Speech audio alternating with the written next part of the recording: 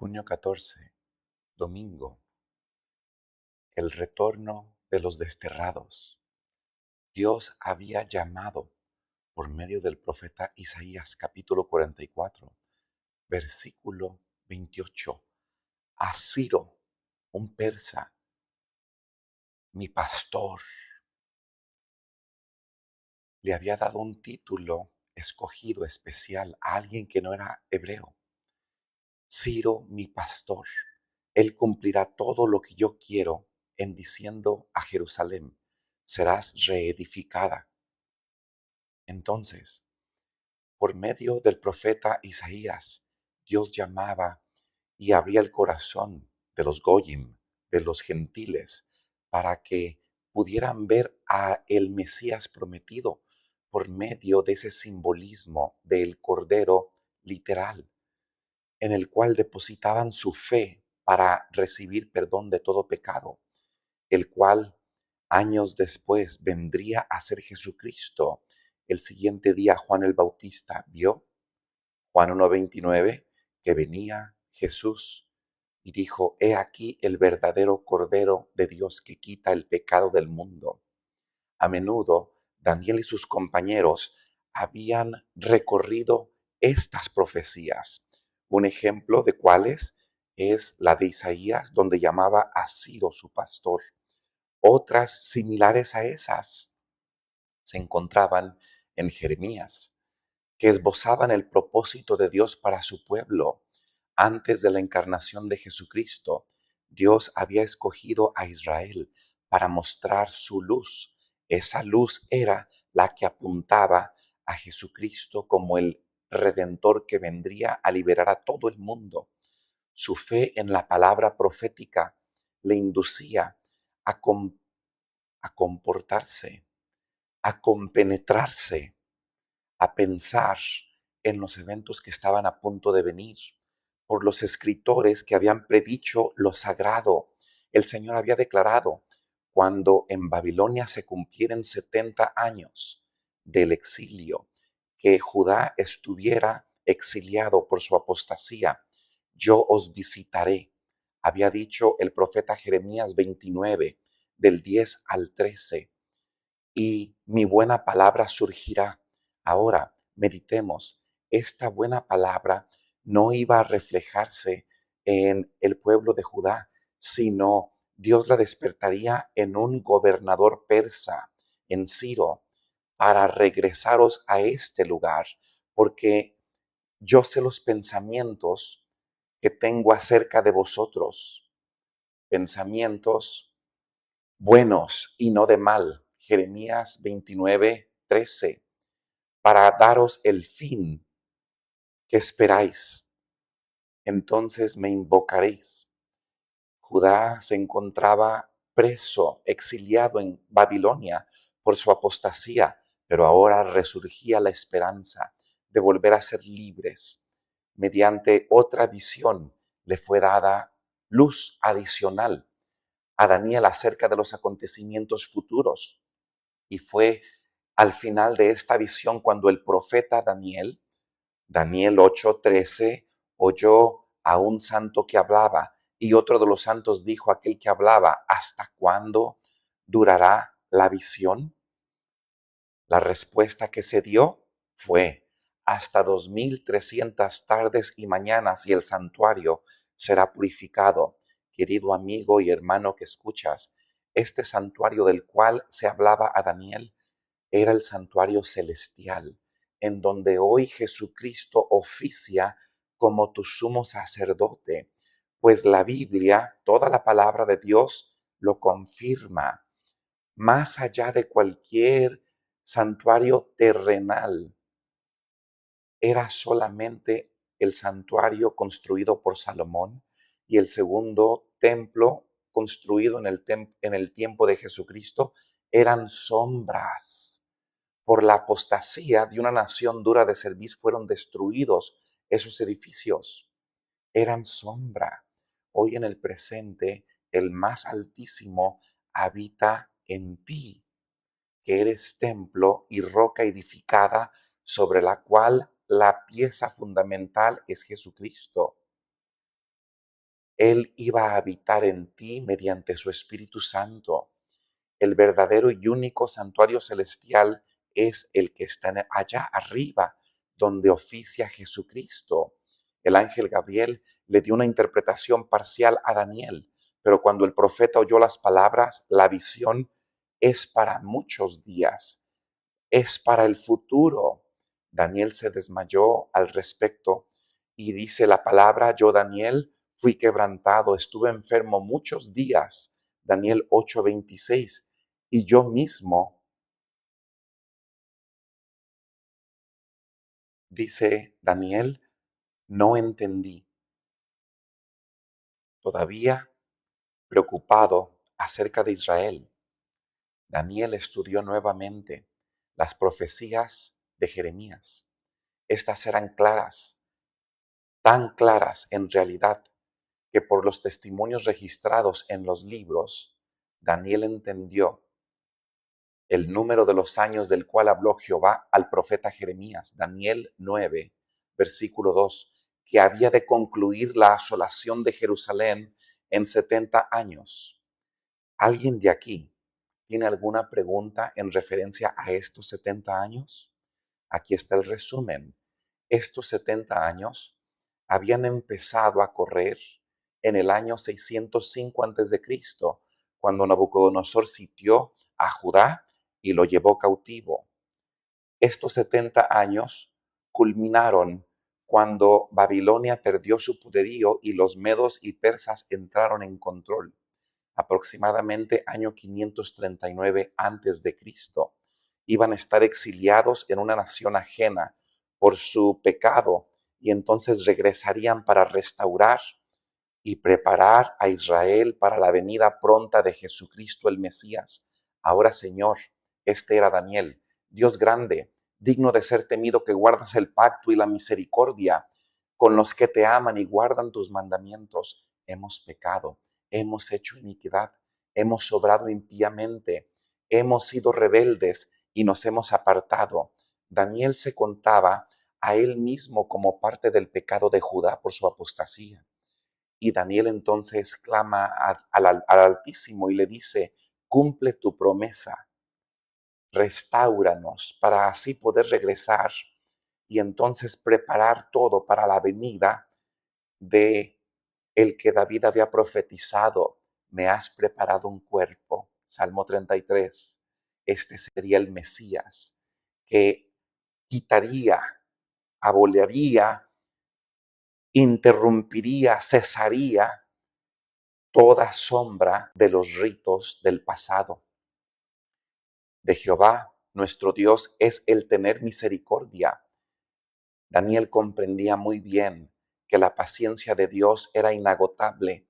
Ahora pues, Dios nuestro, oye la oración de tu siervo y ruego, y haz que tu rostro resplandezca sobre tu santuario asolado por el amor del Señor.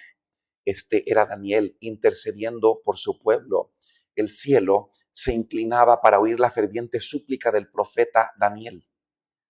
Aún antes que haya terminado su ruego por perdón y restauración, se le aparece de nuevo a Daniel el poderoso ángel Gabriel y le llama la atención a la visión que había visto antes de la caída de Babilonia y muerte de Belsasar. Esto usted lo encuentra en las lecciones pasadas de aquí y también en Daniel 5:31. La oración de Daniel fue elevada en el primer año de Darío, el Medo. Dios usó entonces la manera en que Daniel fue librado del foso de los leones, lo recuerda, para abrir el corazón de los medos y los persas y saber que el verdadero Dios Altísimo era el único que regía los eventos de este mundo. Cuando el rey vio las palabras que habían predicho más de 100 años antes que él naciera, Ciro, la manera en que Babilonia sería tomada, cuando leyó el mensaje que dirigía el gobernante del universo: yo te ceñiré. Esta era la palabra que Dios hablaba acerca de Ciro. Cuando tuvo entonces delante de los ojos la declaración del Dios eterno: por amor de mi siervo Jacob y de Israel mi escogido te llamé. Y aquí se refería no a Judá, se refería a un persa, a Ciro. Por tu nombre y también pusiste sobrenombre aunque no me conocías. Cuando leyó en el registro inspirado este gobernador gentil, yo lo despertaré en justicia y enderezaré todos tus caminos, él edificará mi ciudad. Y resolvió entonces él en cumplir la misión que Dios le había asignado. Indicó entonces, además, acerca de la destrucción del templo y de la restauración del templo que había sido tirado, el templo construido por Salomón, por la apostasía de Judá. Lo siguiente, que fuese la casa edificada para lugar en que sacrifiquen sacrificios. Esto era antes de la encarnación de Jesucristo, aproximadamente 540 años antes, y que sus paredes fueran cubiertas, su altura de 60 codos y de 60 más su anchura. Y podemos ver nosotros en el libro de Esdras capítulo 6 del 3 al 5 y otros libros de referencia en el Antiguo Testamento, las dimensiones de esta reconstrucción del templo donde se practicaría la sombra del Cordero que iba a apuntar una vez más al Cordero de Dios para preparar a Israel, para que aceptara a Jesucristo como el verdadero Cordero. Entonces se levantaron las cabezas de las familias de Judá y de Benjamín, los sacerdotes de los levitas, todos aquellos cuyo espíritu despertó Dios. Este era el evento 400 a 500 años antes de la encarnación de Cristo. Dios despertaba en ellos el espíritu de sabiduría para otra vez restablecer toda la teocracia judía y así poder mostrar al mundo no la grandeza de una nación de Israel, no, sino preparar al mundo y a Judá para poder aceptar al deseado de todas las gentes, a Jesucristo, el que vendría a liberar a toda una nación y a todo el mundo de la esclavitud del pecado y gubernamental porción que Satanás había dominado y mostrado en todo este tiempo. A un descendiente del rey David llamado Zorobabel, entonces conocido también como Shesbassar, confió Ciro la responsabilidad de actuar como gobernador de la compañía que volvía a Judea, y con él, Zorobabel, asociado Josué, el sumo sacerdote. El largo viaje, entonces, que ustedes ven acá, el largo viaje a través de los desiertos se realizó satisfactoriamente y la feliz compañía, agradecida a Dios por sus muchas misericordias, emprendió enseguida la obra de restablecer lo que había sido derribado y destruido. Hago un paréntesis, la reconstrucción, el decreto completo para todos ustedes conocedores del Antiguo Testamento, fue y es solamente para usarlo como punto de partida para las profecías de Daniel 9, fue y es el decreto que compone restaurar la ley del rey, la ley judicial, legislativa, ejecutiva, la pena de muerte, restaurar el servicio sacerdotal levítico y también los muros de la ciudad. Esto era 400 a 500 años antes de Jesucristo, con tanta celeridad como era posible, se erigió un altar donde había estado el antiguo altar en el atrio del templo. Para los servicios relacionados con la edificación de ese altar, juntóse el pueblo como un solo hombre. Hago un mini paréntesis, este no es el tema. Este un solo hombre en el hebreo es la misma palabra de Deuteronomio 6:4. Para todo aquel entendedor de la palabra, esta palabra en hebreo es la misma de un solo. Esta es la gran mayoría de confusión de todo lo que el mundo hoy enseña acerca de Dios, acerca de Yahweh. Ahora, muy bien, sigamos. La erección del altar. Hago un mini paréntesis aquí para quien sea que esté comentando. Le digo aquí a mi estimado hermano y amigo Jesucristo fue el primer que protestó en contra de un sistema establecido del Sanedrín judío, el que se decía tener la verdad. Jesucristo fue el primero que protestó a un sistema hueco, falso, que tenía careta, que era hipócrita, que era un sepulcro blanqueado. Jesucristo fue el primero en que protestó a un sistema hecho por el hombre. Maldito el que pone su esperanza en tradiciones de hombre. Jesucristo siempre usó un escrito está de la palabra de Dios. Jesucristo nunca le dio honra ni gloria a ninguna cosa que existiera en un catecismo. Jesucristo nunca instituyó doctrinas hechas por hombre. Jesucristo bendijo el matrimonio aún en los líderes espirituales. Jesucristo nunca prohibió el matrimonio en ninguna institución espiritual. La palabra de Dios dice que en el tiempo final habría doctrinas de demonios que iban a prohibir casarse. Ahora, Jesucristo sí ensalzó siempre la palabra, el Antiguo Testamento. Él habló con escritos estás. Así dice Jehová, así dice la palabra. ¿No has leído? Jesucristo nunca se basó en la adoración a un solo hombre como cabeza. Jesucristo nunca instituyó la adoración a una mujer, en este caso a María.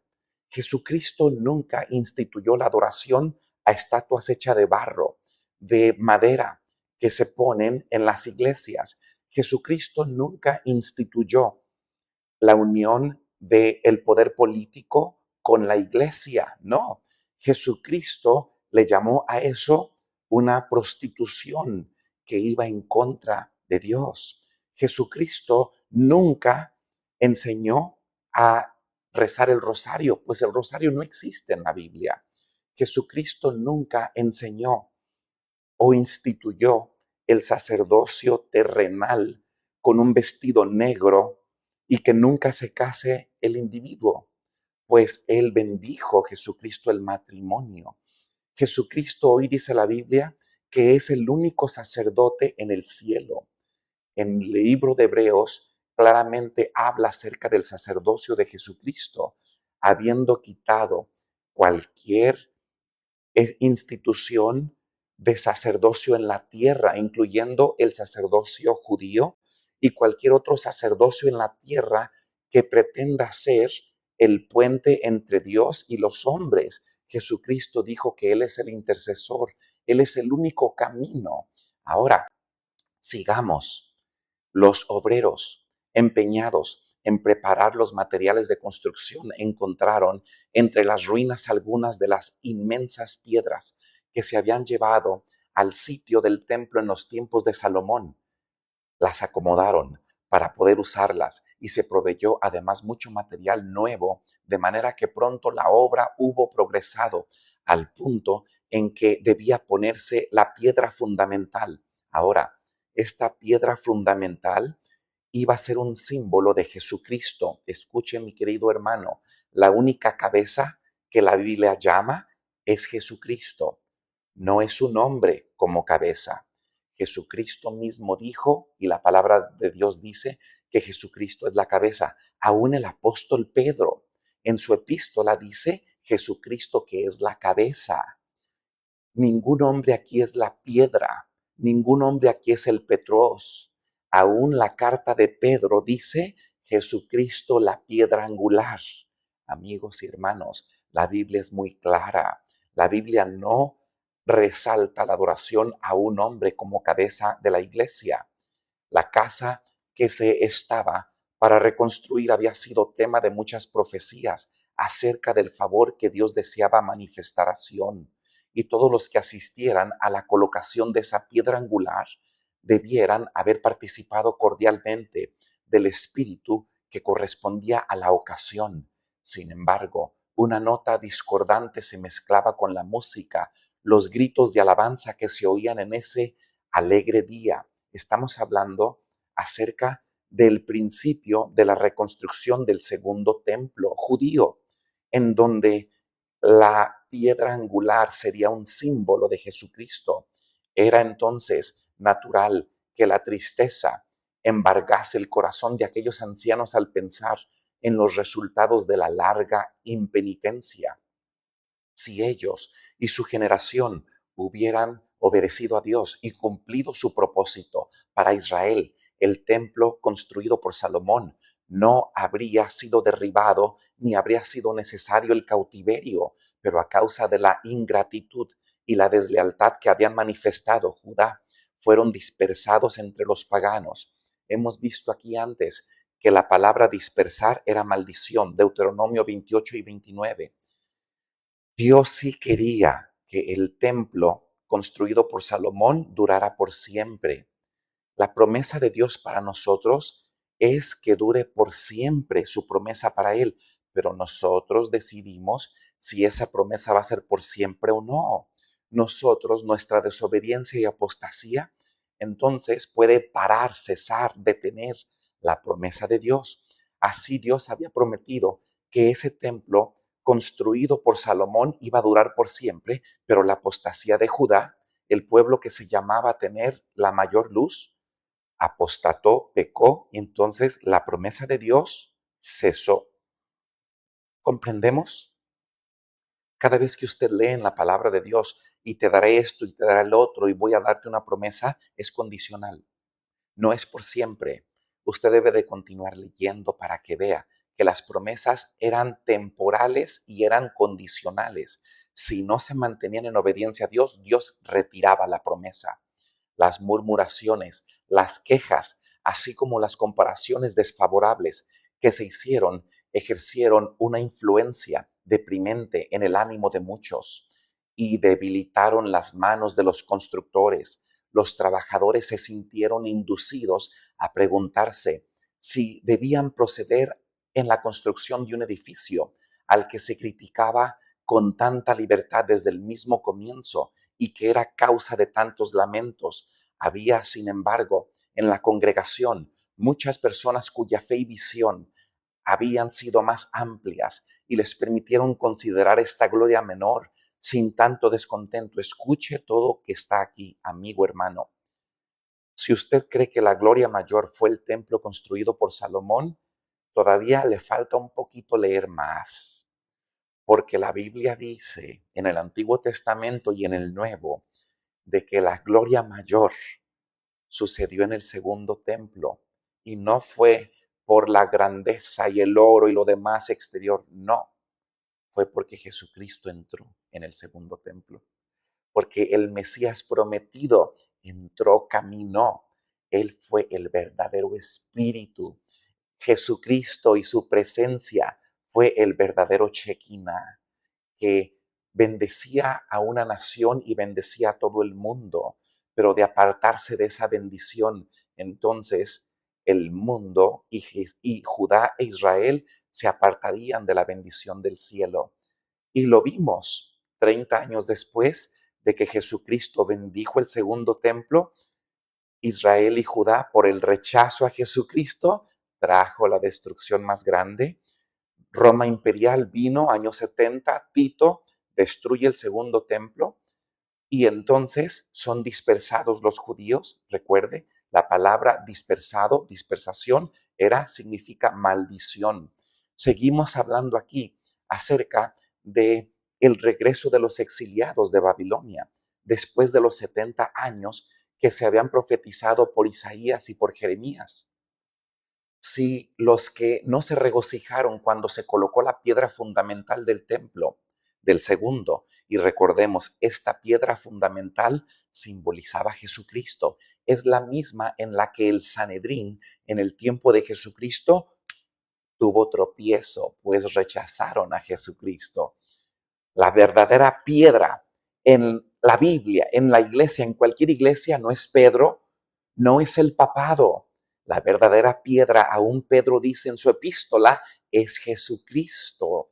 La verdadera cabeza no es un hombre, no es un pastor, no es un maestro, no es el papado, no es un rabino. Dice la palabra de Dios que la cabeza de la iglesia es Jesucristo. Querido hermano y amigo, este simbolismo de la reconstrucción del segundo templo apuntaba a Jesucristo como la piedra angular por la cual 408 años después de Zorobabel y Esdras vendría a ser encarnada en Jesucristo, y todo aquel que le rechazara tropezaría, querido amigo y hermana, en Jesucristo, y todo aquel que le rechazara tropezaría, querido amigo y hermano.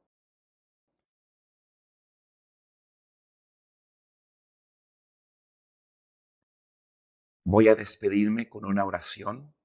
Y luego, para todos los que estén interesados en hacer preguntas, ahorita en 5 minutos voy otra vez a entrar para abrirme a preguntas. Oraré. Nuestro Dios y Padre, si es tu voluntad, permite que tu palabra llegue a lo más profundo de cada corazón y reconozcamos que tú eres el centro de toda la Biblia. En el nombre de Jesucristo. Amén.